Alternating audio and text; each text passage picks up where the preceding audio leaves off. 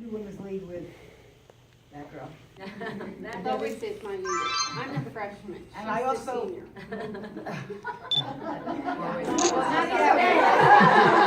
We call her our den mother, actually. These are very bossy women, trust me. Lois being the freshman. Yeah, we are.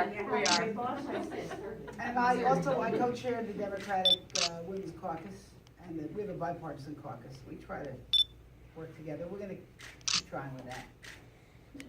So I just wanna say, I was looking at your signs up there. She is a winner. That is true. Keep that in mind, because we're here because we know she can win, and we really need her. I tell you folks, we need her so badly, and she's running against the real Nathaniel, right? Yes, radical Tea Party in his Yeah. own terms, there you go. So when women succeed, America succeeds. And it is really an agenda that we have that you mentioned a couple of things, which was the equal pay, family leave, child care, security, especially for older women. And the issue that I was asked to mention was women's reproductive rights. And so I'm looking around this room, and a lot of you will be able to probably identify with what I have to say. Some of you thankfully never heard of this, but when I was 15 years old, I found a friend dying from a back alley abortion, near death.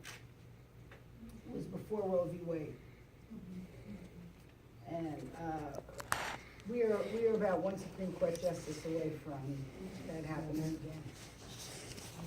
If you look and see what's happening now around in the Congress and the country, there have been hundreds, not dozens, hundreds of laws passed to try to block women from being able to have full access to health care. In Congress, we see the defunding of the Planned Parenthood, even this guy Pence. He actually, he was the the forerunner of shut down the government if you don't defund Planned Parenthood. That's, what's his first name, Pence? Right, and I think Tarkanian wants to defund Planned Parenthood too, just as everybody's aware. So, it's not like that, we see laws criminalizing doctors,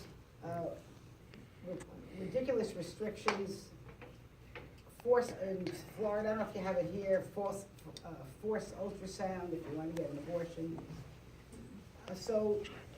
The anti-choice people are probably the most creative people that really, it's a creative force, and it is a force.